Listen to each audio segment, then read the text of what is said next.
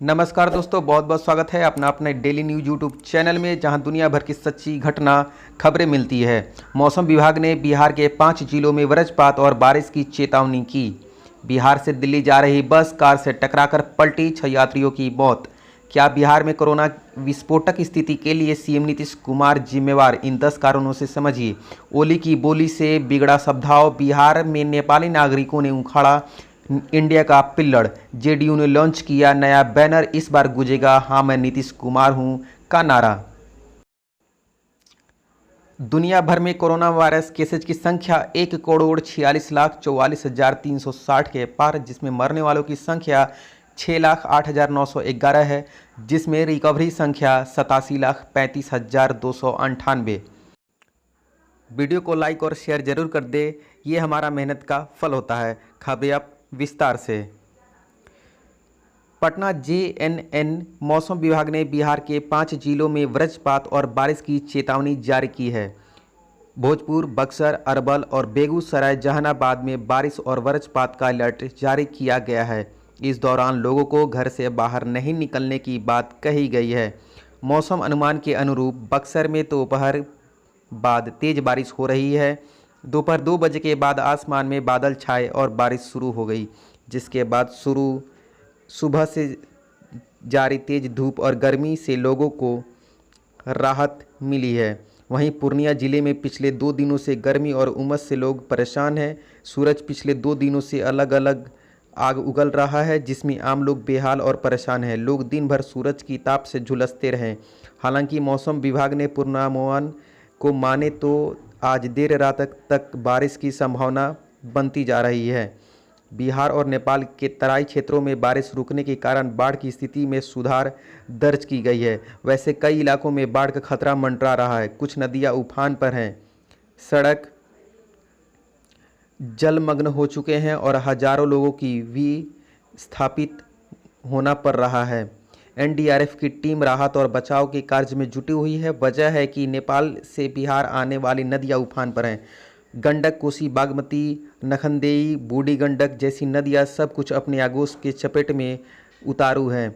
नदियों के तेज बहाव से सड़कें के संपर्क टूट गया है।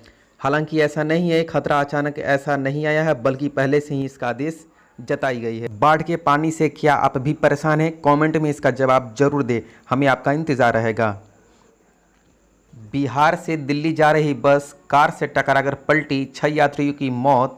इसकी खबर हम विस्तार से देखते हैं। कामगारों को लेकर दिल्ली जा रही बस कन्नौज उत्तर प्रदेश के खौरीख के पास एक कार से टकराकर पलट गई। इस हादसे में बस में सवार 6 लोगों की मौत हो गई, जबकि करीब 2 दर्जन से ज़्यादा यात्री जख्मी हुए हैं। घायलों को सौरीख और सफाई के लिए अस्पताल भेजा गया है। यह हादसा लखनऊ आगरा एक्सप्रेस के पर रविवार को हुआ।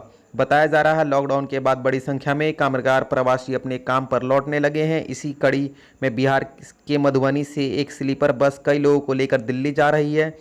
बस एक्सप्रेस से होकर गुजरते समय सौरीख के बीच सामने खड़ी कार से टक्कर हो गई। बस की रफ्तार तेज होने के कारण टक्कर भी तेज हुई और दोनों की गाड़ियां पलटकर एक्सप्रेसवे के नीचे गिरी।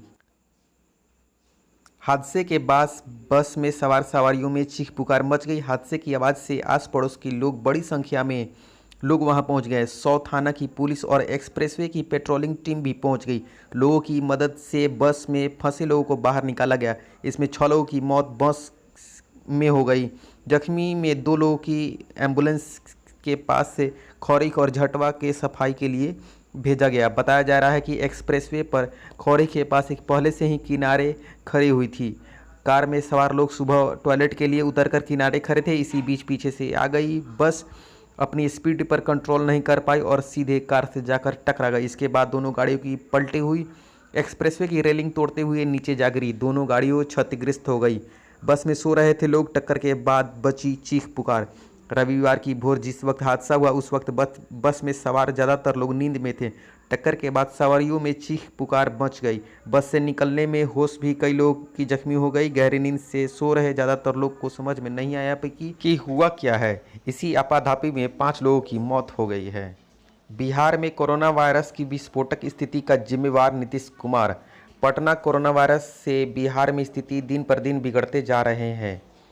इसका अंदाज़ा आप बीते 3 बातों से लगा सकते हैं। पहला, हर दिन जांच की संख्या और पॉजिटिव पाए जाने वाले मरीजों की प्रतिशत लगभग 15% ऊपर थी। हालांकि राज्य सरकार की तरफ से इस आंकड़े को हर दिन उलटफेर कर किया जाता है ताकि लोगों में भ्रम बना रहे।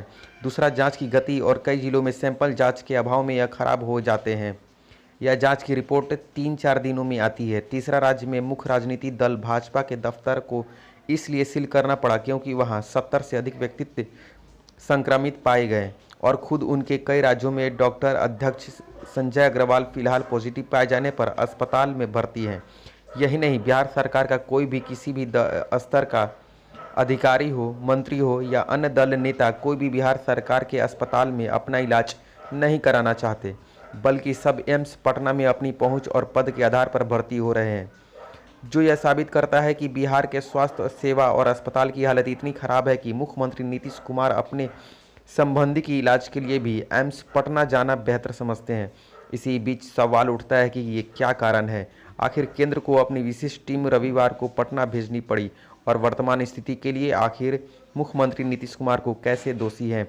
उनके ऊपर हर दिन विपक्ष के आरोप लग रहे हैं, आखिर वो कितना जायज़ है? मामले से जुड़ी अहम जानकारियाँ। नंबर 1, नीतीश कुमार के ऊपर जिम्मेवारी इसलिए बनती है कोरोना वायरस से शुरू होने उन्होंने कमान अपने हाथ में रखी। उसने सबसे बड़ी भूल मार्च महीने में विशेष ट्रेनों को आवागमन पर रोक लगवाने की पहल की, क्योंकि मार्च महीने में संक्रमण इतना नहीं फैला था और इस समय वे श्रमिकों को आने देते और उन्हें बाहर राज्यों में कष्ट नहीं झेलना पड़ता। पॉइंट नंबर 2, दूसरा, मार्च महीने के अंत तक जब राजस्थान, हरियाणा, दिल्ली और केजरीवाल सरकार और यूपी की योगी आदित्यनाथ सरकार की मदद से लोग आ रहे थे, उस समय नीतीश कुमार ने अंगड़ा लगाया। भले ही उनका विरोध कानूनी रूप पर आधार पर है, लेकिन यह भी सच है कि जब लोग आए तो बिहार सरकार का स्वास्थ्य विभाग यह साबित नहीं कर सकता कि उसमें एक भी व्यक्ति संक्रमित था। पॉइंट नंबर 3, जब नीतीश कुमार के ही मांग पर केंद्र ने अंतर्राष्ट्रीय लोगों को आने जाने की अनुमति दे दी, उस समय क्या नीतीश कुमार का यह निर्णय सही था? लोगों के आने जाने के लिए ट्रेन सही थी।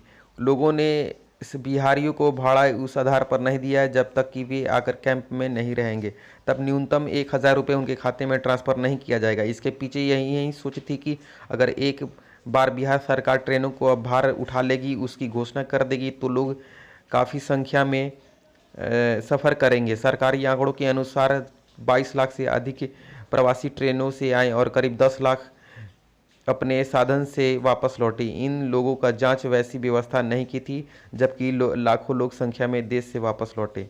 नंबर 4, नीतीश कुमार के बारे में कहा गया कि चुनाव पर कोई असर नहीं होगा, इसलिए इस महीने में जब उन्होंने देखा कि प्रवासी श्रमिक को बहुत ज़्यादा संक्रमण पाया जा रहा है, तो दिल्ली, मुंबई और गुजरात से आए लोगों को टेस्टिंग के लिए अलग रखने का निर्देश उन्होंने इशारे पर दिया गया। इस बात का प्रमाण खुद बिहार सरकार के स्वास्थ्य विभाग के आंकड़ों से मिलता है। जब राज्य सरकार ने ये आंकड़ा देना बंद कर दिया, आखिर संक्रमित प्रवासी श्रमिकों की संख्या क्या है? जब स्वास्थ्य विभाग से यह बात पूछी जाती है तो आखिरकार 30 लाख से अधिक प्रवासी कितने मिनटों टेस्टिंग हुई, तो वह जवाब देने से बचते हैं। दूसरा पक्ष अभी रैंडम सैंपलिंग बंद की गई है। पॉइंट नंबर 5, मुख्यमंत्री नीतीश कुमार ने अपने सहयोगी भाजपा के दबाव में मई के महीने के बीच में स्वास्थ्य विभाग के प्रधान सचिव कुमार के तबादला कर दिया, जो खुद नीतीश कुमार के कट्टर समर्थक भी नहीं थे। वे आत्मघाती फैसला कर रहे थे क्योंकि उन्हें जितनी विभाग के ऊपर पकड़ थी उसका विकल्प नीतीश कुमार के पास नहीं था। अब खामियाजा नीतीश कुमार समेत पूरा राज्य के लोगों को उठाना पड़ रहा है। नीतीश कुमार सरकार एक वरिष्ठ अधिकारी के अनुसार युद्ध के बीच में जनरल को आप बदलते पूरी सेना मनोबल असर पड़ रहा है। जब तक बिहार संजय कुमार रहे, बिहार के आंकड़ों में पूरे देश की चर्चा होती रही। अब आज बिहार का डेटा सबसे अविश्वसनीय माना जा रहा है। नंबर 6, बची हुई कस स्वास्थ्य विभाग ने नए प्रधान सचिव ने निकाल दी है, जो कोरोना के महामारी घोषित होने के बावजूद देश के गिने चुने अधिकारियों में से एक है, जो मोबाइल फ़ोन उठाना भी सही नहीं समझते। इसका असर राज्य के पूरे स्वास्थ्य विभाग को कामकाज पर रख दिया है। यह राजधानी पटना में आम लोगों की जांच रिपोर्ट आने में 3 से 5 दिन लगता है। जिला मुख्यालय बात रहने दीजिए। पॉइंट नंबर 7, जांच की गति नीतीश कुमार के बार बार कहने पर पिछले 5 दिनों से 10,000 पहुंची है। इसके निर्देश के करीब 2 महीने बाद संभव हो पाया है। इसका एक कारण बताया जा रहा है कि ये मशीन तो चलने वाले तकनीकों से की कमी है। खुद लैब के डॉक्टर स्टाफ संक्रमित हो रहे हैं, जिसकी जांच कई दिनों तक रुक जाती है। पॉइंट नंबर 5, नीतीश कुमार राज्य के मुखिया हैं, लेकिन लगातार 6 महीने तक उन्होंने केवल और केवल अपनी पार्टी कार्यकर्ताओं को मास्क कैसे पहनने, सरकार के काम काज के अलावा यह भी सिखाया। लेकिन एक बार 4 महीने में उन्होंने राज्य के टीवी चैनल पर आकर आम लोगों को बताने की जरूरत नहीं समझी। दरअसल विपक्ष के नेताओं को मानते हैं कि नीतीश कुमार को लगा कि जांच कम करने से पॉजिटिव कम पाए जाएंगे, इसी बिहार के चुनाव आयोग में समय पर विधानसभा चुनाव का आयोजन कर सकेगा, लेकिन ये सोच उल्टी पड़ती रही है। पॉइंट नंबर 9, कोरोना आज बिहार के गांव-गांव में फैल चुका है। इसका कारण यह बाहर से आए लोगों को जांच न होने पर साथ साथ प्राथमिक स्वास्थ्य केंद्रों की खस्ताहाल हालत भी जिम्मेवार है। कोविड अस्पताल में अराजकता और अव्यवस्था जैसे तैसे मरीज की संख्या बढ़ती जा रही है। पॉइंट नंबर 5, नीतीश कुमार की पूरी सरकार पर फोकस अभी भी कोरोना से निपटने के कदम उठाने से ज़्यादातर अखबारों, खासकर हिंदी अखबारों में पॉजिटिव मरीजों की संख्या मुख्य पृष्ठ पर न छापे, इस पर अधिक दिखती है। इस बात से आशंका बढ़ती जा रही है कि आने वाले दिन में स्थिति और भयावह होगी। धन्यवाद।